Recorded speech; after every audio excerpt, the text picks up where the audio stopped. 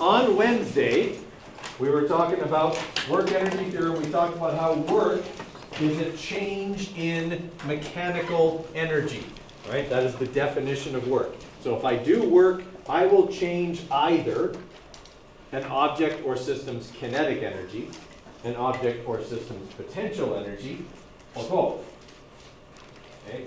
If I lift something from the floor at a constant velocity and place it on a table, I have done work because I have changed the object's potential and thus mechanical energy. If I throw something and accelerate it, I've done work because I've changed that object's kinetic energy, okay? And thus its mechanical energy. And if I was to accelerate something up a hill, I'm doing work because I'm changing both its kinetic energy, I'm making it go faster, and because it's going up a hill, its potential energy is increasing as well. Okay? Do I do work if I slow something down? Yeah, it's still a change in energy. Okay? It's what your brakes do all the time. Right? When you slam on your brakes, it turns your mechanical energy into what?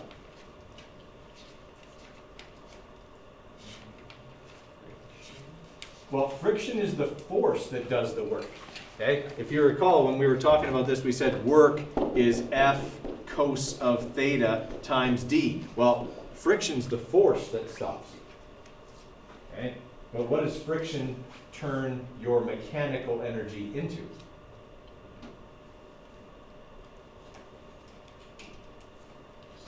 Heat. Thermal energy.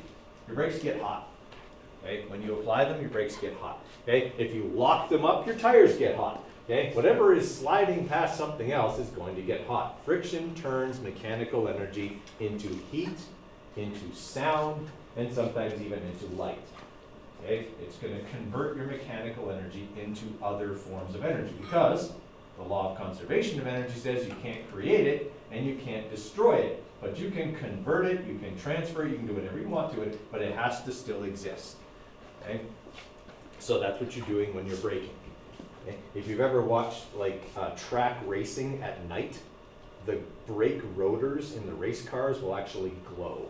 When they go around corners and they apply the brakes, they get so hot that the rotors, that's the round shiny part, well it's normally shiny, okay, that you see through the wheel, okay, that is the rotor, and it gets red hot when they're racing. Okay? Yours probably don't get red hot if you're stopping at a stoplight, but if you're constantly applying them in a racing situation, they would get really hot. Okay? You don't want yours to get that hot because your brake rotors would probably warp if they did, and then you would have the, I don't know if anyone's ever been in a car that does this, you apply the brakes and the car shakes. Okay? It's because the rotors, instead of being flat, are now like this, and so when the brake shoe applies, it goes like this and the whole car shakes when you try to stop. Okay? So you got to be careful of that. Like if you've applied your brakes and then gone through a big puddle, it can cause your brake rotors to warp, and then you have to get them ground down, okay, so that they're flat again. Yeah, strange but true. All right. So in order to do work, you have to have energy. So when you apply the brakes on your car has mechanical energy, and it essentially does work on the surroundings. The heat energy goes into the surroundings, the sound goes into the surroundings, etc. Okay? So whatever amount of work you do, that's the amount of energy you will change. So if I do 200 joules worth of energy, or worth of work, in picking up something and setting it on a table, it will have 200 joules more energy than it had before. And again, the perfect physical world, which is where we're operating. In the real world, obviously, some of my work would be wasted against other forces. All right, so that's the work energy theorem. Okay, basically, it says that energy is needed to do work, which is the transfer of energy. And if that work is done, the object being worked on gains that much energy. Okay? And then we've got our different types of energy, which you guys couldn't remember how to calculate the other day. But here are the formulas. Okay? EK, which is our kinetic energy, is equal to 1/2 times the mass in kilograms times speed squared. Now, when we ended off the other day, we were talking about the weightlifting, the barbell, doing the bench press. Okay? And I had just finished telling you that work is scalar. Right after we'd done a question where work was positive and then negative. Okay? It's still true. Work is scalar. But work can be positive or negative. The positive or negative does not imply direction, it implies gaining or giving. Okay? You are either, if you're doing negative work, okay, you're losing energy. If you're doing positive work, you're gaining energy. So in the example we were looking at with the bench press, when I lift the barbell, that's negative work from my perspective. It's positive work from the barbell's perspective. I lose the energy, but I give it to the barbell. When I lower the barbell, from the barbell's perspective, it's doing work on me. That's negative work. And for me, I have to absorb that energy or I'll be crushed. Okay? And that's positive work. Now, it's not that I would gain actual energy back, because then working out wouldn't burn calories, because if I lift it and then I get it back, and then I lift it and then I get it back, it doesn't work that way. It turns into heat and sound. Usually if it's me, it's like grunting or screaming in pain as my muscles tear or whatever. Okay? But yeah, it's going to be turned into other forms of energy. And you don't get the calories back. All right, everybody okay with that? Making sense? All right, and then obviously for potential energy, we got mass in kilograms times acceleration due to gravity times height. All right, so the things that affect mechanical energy are mass, acceleration due to gravity, speed, and height. Okay? If I increase something's height or change its height, okay, then I'm changing its potential and thus mechanical energy. If I change something's speed, I'm changing its kinetic and thus mechanical energy. Everybody all right with that? Okay, something important to know about kinetic energy. There's an exponent in it. Okay? Speed is squared. So that means kinetic energy and speed have an exponential relationship. So, if you double your speed, what do you do to your kinetic energy? Quadruple it. So if I go 2 times faster, I have 4 times as much energy. If I go 3 times faster, I have 9 times as much energy. Okay? 4 times faster, 16 times as much energy. Okay? It's exponential. This is something people don't realize often. Okay? But it's why school zones and playground zones have a 30-kilometer-an-hour speed limit. It's why construction zones are 50 kilometers per hour. You have a lot of energy associated with your speed. And if you're going a lot faster than you're supposed to be, you have the potential to do a lot more work on something if you hit it. Okay? That is why we have the speed limits that we have. All right? And I know it's annoying. You get into a construction zone, it's like construction, slow down to 50, and there's no construction going on. You drive for like 5-10 kilometers, okay? And you're like, screw this, I'm just going to go faster now. And that's where the construction is. Okay, I get it, it can be frustrating, but at the same time, there's a reason why you're supposed to go 50. You stop 4 times faster at 50 than you do at 100. Okay? And I can prove to you. It's simple physics. Okay? So, in a playground zone, what's the speed limit? 30. Good. How many of you go 30? Good. If you didn't raise your hand, I'm hoping it's just because you don't drive. If you didn't raise your hand, I'm glad you don't drive or don't drive anymore.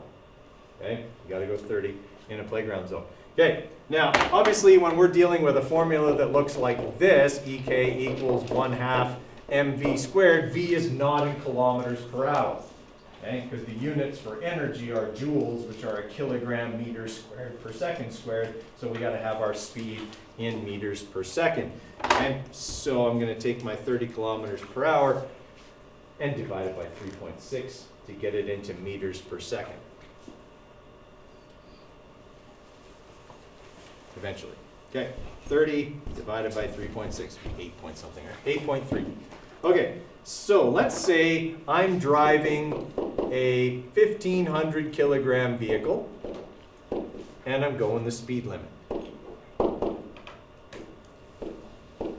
This would tell me how much kinetic energy I would have. Agreed? Okay, if I want to stop, what do I have to do with all the energy I have? Release it. Yep, I got to get rid of it. I've got to turn it into something other than kinetic energy. Heat, sound, those are good things to turn it into because they don't hurt.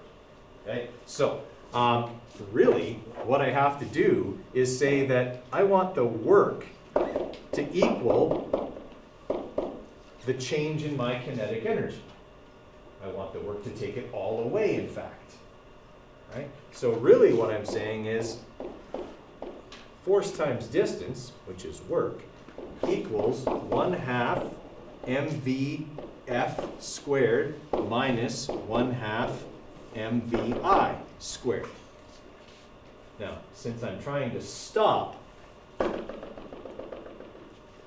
what is this number? 0. Right. Okay? My final kinetic energy is going to be 0 because I'm going to stop. And Vf would be 0, and anything times 0 is 0. Okay? So really what I'm saying is the amount of work that my brakes have to do to stop me is equal to my initial kinetic energy. I want it all to go away. Everybody okay with that? Okay. So if I want to calculate how far it's going to take me to stop, I just need to calculate d. Agreed? Okay. So let's say, just picking an imaginary number here, that my brakes can exert, let's say, 7,000 newtons worth of frictional force to stop. Okay. So I'm going to take that force, I'm going to bring it over here, and now I'm solving for d. Okay. So if I'm going the speed limit, that's going to be 1/2 times the mass of my car times the speed I'm going, 8.3 squared. And then I'm going to divide that by the force my brakes can exert, 7,000 newtons.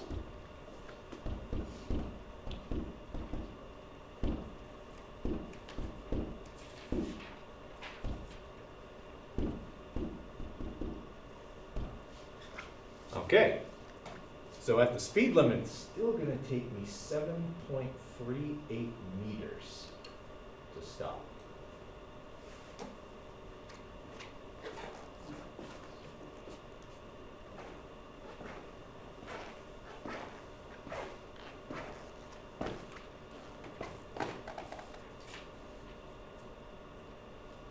That's going the speed limit. That's a long way if a kid runs out on the road. But that's going the speed limit. Is that like real? That's a reasonable amount of force. Yeah. Okay. I mean, maybe it's not ideal road conditions, but it's, you know, fairly realistic. My instructor said that the reason that like it's 30 is because you can immediately stop at 30. Yeah, immediately is impossible. Right. Physically impossible. Yeah. But we would say probably less than 5 meters would be immediately, right? I mean, hopefully you're aware of your surroundings and not distracted by anything, right, while you're driving. Did you just give him a look? Are you a distracted driver? No, he's never. You better not be, because that is like my pet peeve. Like if they would allow it, I would weld pipes around my truck and run people off the road.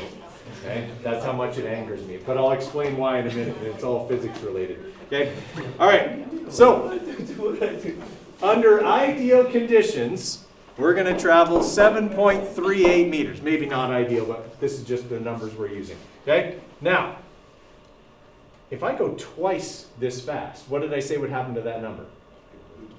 It would quadruple. Okay, so let's say that I go 60 instead. Okay, and I didn't use the full number here, but let's just go 60 divided by 3.6. Okay, so that's 16.6 repeating. So if I do the same calculation, 0.5 times 1,500, so it's the same car. Okay, now times my answer squared, and then I divide that by the braking force.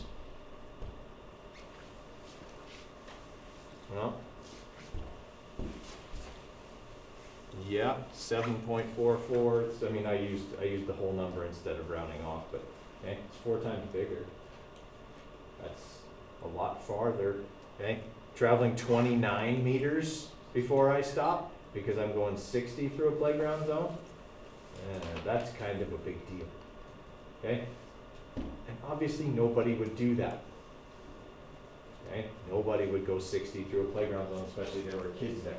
Okay? But we probably justify 40. Right? But 40 is not that much faster. It's like 10 kilometers an hour. It's nothing. It's not going to make any difference. Okay? Is that true? It is absolutely not true. Okay? And the reason it's not true is because speed is squared in this formula. It has an exponential relationship with your stopping distance. Okay? Not something they usually teach you in driver's ed, although I don't know why. It seems pretty important to me. Okay? But it will increase your stopping distance significantly. Let's look at how much further. 7.38 if I'm going the speed limit. Let's say I go 40. I think it's 11 point something. Yeah, 11.1. Okay, so now I do this calculation, but now I'm going 40 kilometers an hour. So 0.5 times 1500, okay, times my answer. Whoops, that didn't work. 0.5 times 15, 0.5 times 1500 times my answer.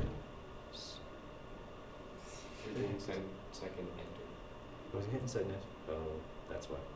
Okay, let's try that again. 0.5 times 1500 times squared. And then divide that by my braking force.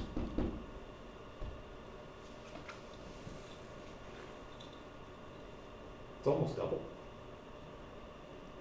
I only increased my velocity by 25, 30%. But my stopping distance increased by almost 200%. That's a big deal. Okay?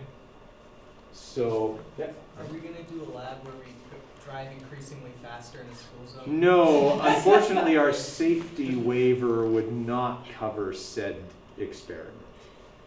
Okay? But yeah, it's a big difference.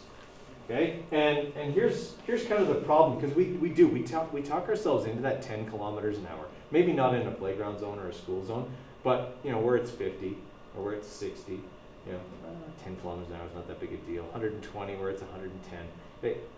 But it is a big deal. Okay? It really does affect your stopping distance because it affects how much energy you have. You have a lot more energy with increasing speed. Okay? So the real problem here, guys, is that, yeah, I go 10 kilometers an hour faster, okay, through a playground zone, knowing that it nearly doubles my stopping distance. How much time does it save me to go 40 over 30? Not a lot. Your average playground zone might be 400 meters, maybe. That would be a pretty big one, okay? So let's say we're dealing with a 400 meter long playground zone. If I want to figure out how long it takes to go through there, it's D over V, right? 400 divided by 40 kilometers per hour. Takes 36 seconds at 40.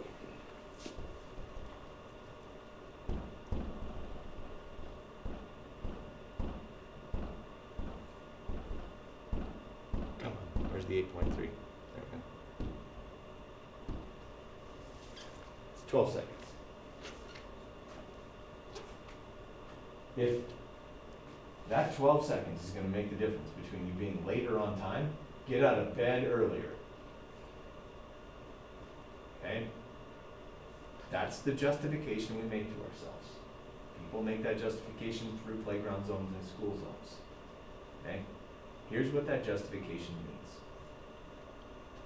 Your 12 seconds are more important than me having dinner with my son tonight. Okay? That 12 seconds is the difference between me having dinner with my son or planning his funeral because you had to go 10 kilometers an hour faster through a playground zone. They don't teach you that kind of reality in driver's ed. Physics is all about reality, so here's your reality check. Okay? That's super important. And that is assuming you were paying attention and hit the brakes immediately upon seeing a kid run out of the street. This gets worse if you are distracted. Okay? If you are texting and driving, please stop driving and take the bus. Okay? Because if you're texting and driving, your reaction time is less than half. Could be, sorry, not less than half, is like easily twice to 4 times longer than the average person who's paying attention. They've done studies, and it shows that a distracted driver is more dangerous than a drunk. A drunk paying attention will react. They'll react late, but they'll react. A person who's not looking will only react when they hear the thump.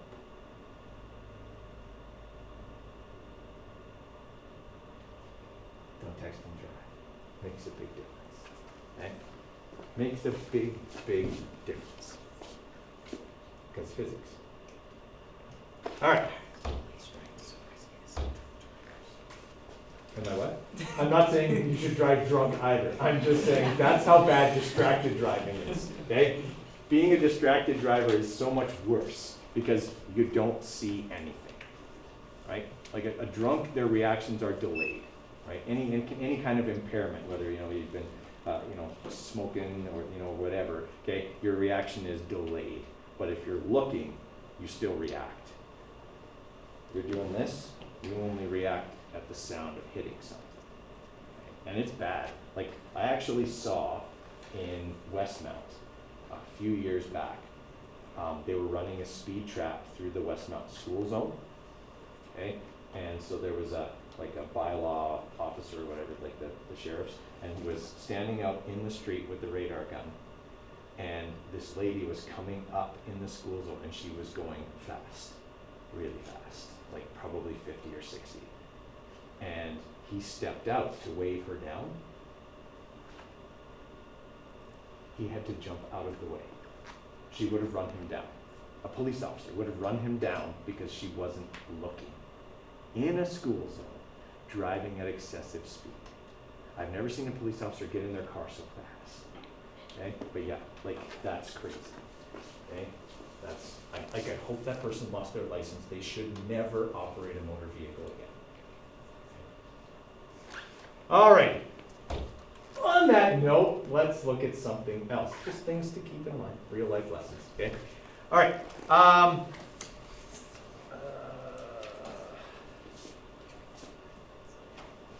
Let's have a look at number 4. Okay, so I have a bungee jumper who has a mass of 60 kilograms. So they're telling me the mass.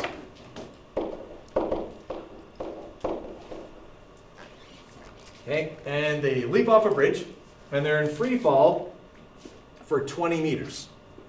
Okay, before the cord begins to stretch. How much work does the force of gravity do on the jumper before the cord begins to stretch? Okay, so work is a change in energy. Agreed? Okay. In this case, potential energy is turning into what kind of energy? Kinetic. That's gravity doing work.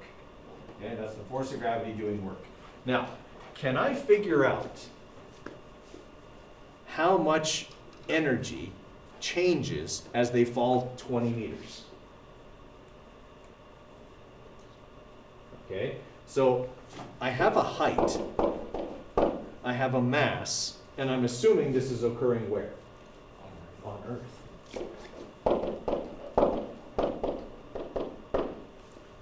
What can I calculate with M and G and H? Potential energy.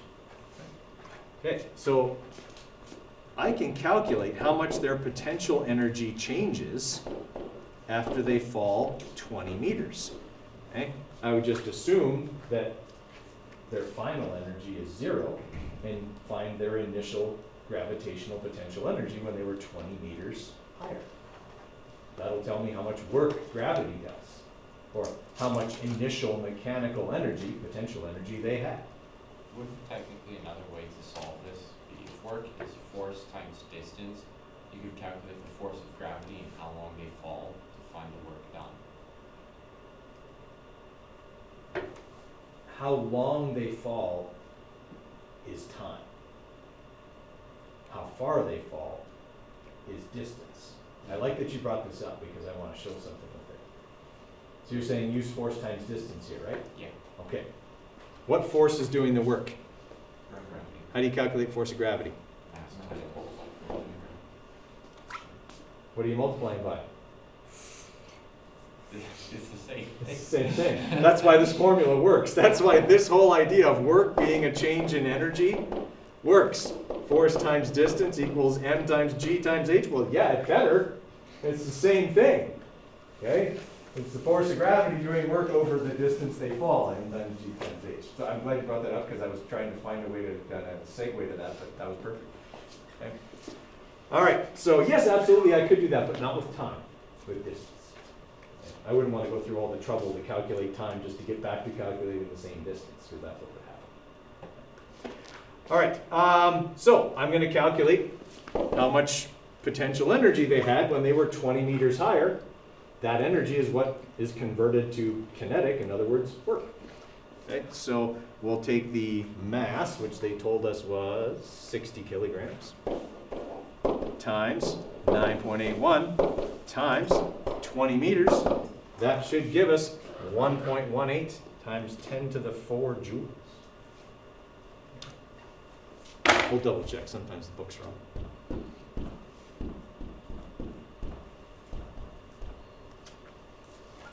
Not today. Okay.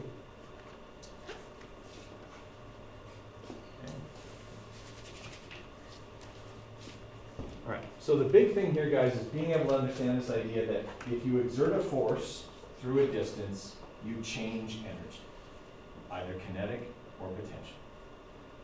Okay, that's what we're trying to get out of this.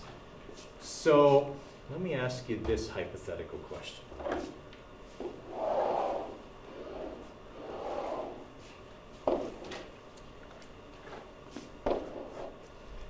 These two balls have the same mass. Which is more work? To lift it to the top of the ramp or to roll it up the ramp? Which is more work, assuming the ramp is frictionless? Right.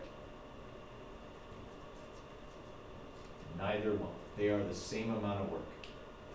Because once that ball gets to here, its energy has changed by the same amount. When it gets to the top of the ramp, it will have potential energy, because obviously I'll stop. I'll get there and I'll stop. Okay, it'll only have potential energy at the top of the ramp. And that potential energy is the same, no matter which way it got there. The height changed by the same amount. So why is it easier to roll it up the ramp than lift it? It's over a greater distance. I can use less force. Okay? If I lift this rock, I've got to exert this much force over a short distance, over this height. But if I push it up the ramp,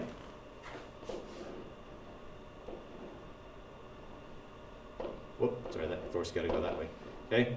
Normal force holds some of the weight for me. I only have to exert that much force. If it's a 30-degree angle, it's half as much. Okay? Half as much force to roll it up the ramp. Okay?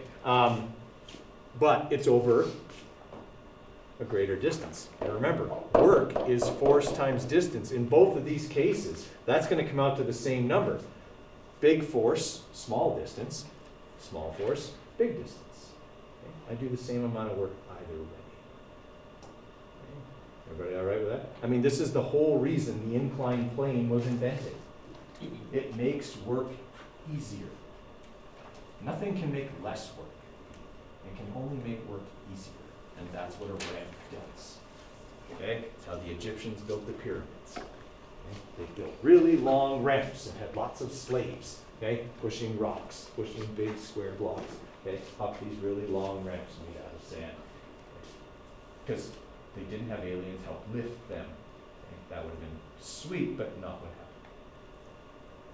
Everybody with me on that? So that's work energy theory. Okay. Now, if I lift this to the top of the ramp, just at a nice constant velocity and set it there, and I roll this one up, but I accelerate it up the ramp, which one's more work?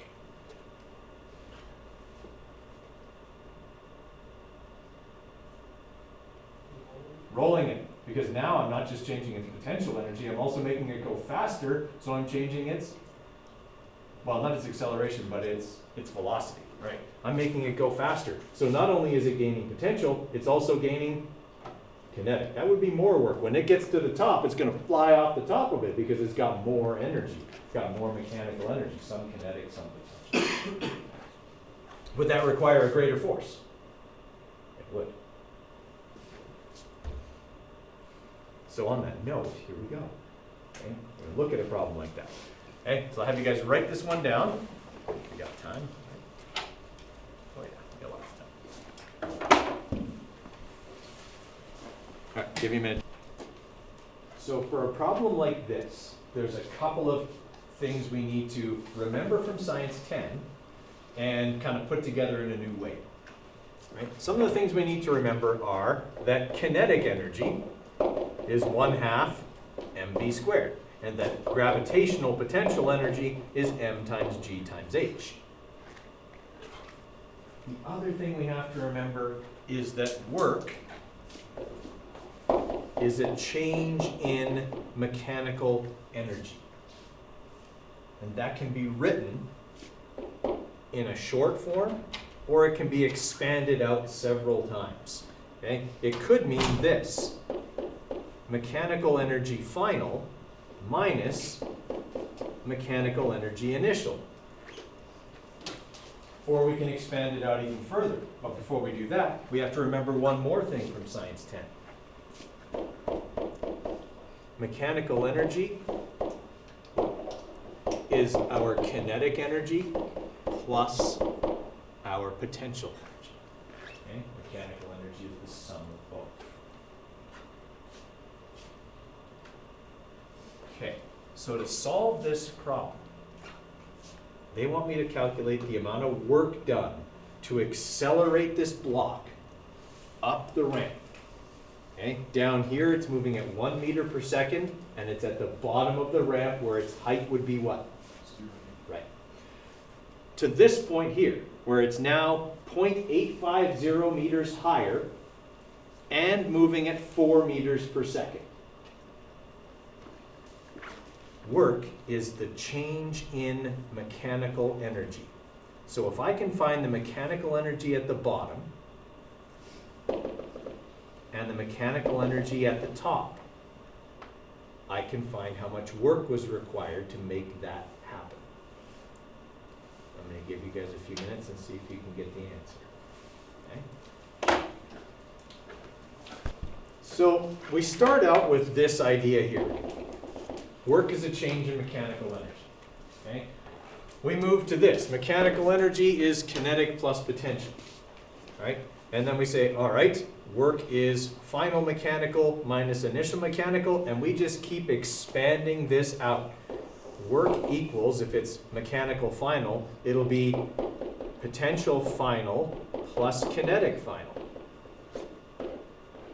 minus potential initial plus kinetic initial. Okay? All I'm doing is I just keep saying the same thing, but with more and more detail. Okay? Now I'm going to blow it up even more. See, luckily I'm underneath the picture now. I've got room to write all the way across. Okay? Work is going to be m times g times h initial plus 1/2 mv initial, or sorry, this is final, final squared minus m times g times h initial plus 1/2 mv initial squared. Now I can plug in the numbers. Okay? I actually don't have to manipulate anything. We'll run into ones where we'll have to manipulate. Okay? But all I have to do is plug in my numbers. So the mass of this was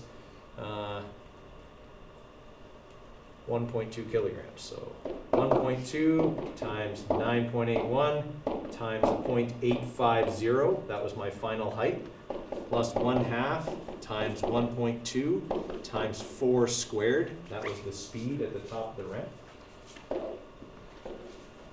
minus 1.2 times, actually, do I even need to write anything for this one? Right? What was my height at the bottom of the ramp? 0. All right, so I can just save myself some time there. Okay, take that part out and just go minus 1/2 times 1.2 times 1 squared, because it was moving at 1 meter per second at the bottom of the ramp. Okay.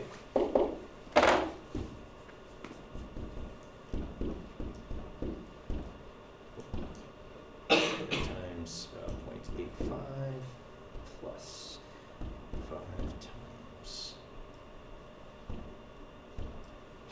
1.2 times 4 squared minus 0.5 times 1.2 times 1. I'm not going to bother to square the 1 because 1 squared is 1. Everyone okay with my shortcut? Okay, so 19 joules worth of work. How much work would be done in doing that? Okay, so the way these become a bit more involved is they might tell you how much work was done and ask you to calculate what the speed would be at the top of the ramp. Okay, they give you everything else, and you just simply then be looking to isolate VF. And it would just be a lot of algebra. I'll grant you that you got to move a lot of things around, but okay, you can do that. You guys are good at algebra. Okay, just got to move things around and isolate something. But that's kind of where these work energy theorem problems are headed. Okay, calculate the final height of the object, or what was the speed of the thing at the bottom of the ramp, or whatever. It's going to be solved for some part of this, but it's always the same setup. Work is a change in energy, okay, and put in all the energies and find whatever it is you're looking for. Okay. All right, questions on how that one worked? Okay. Reminders for what's coming up here. The friction labs are due on Thursday. Right? What are we gonna do? Okay. And that's April 7th. So remember that those are coming up. And your Newton assignments are due next week. Okay, and that's what, Tuesday? I think that's Tuesday. Okay, so make sure you're getting those things done so that you don't take any lates. Obviously the Newton assignment, because it's coming in on paper to me directly, is due at the start of class and not at 8:30 in the morning.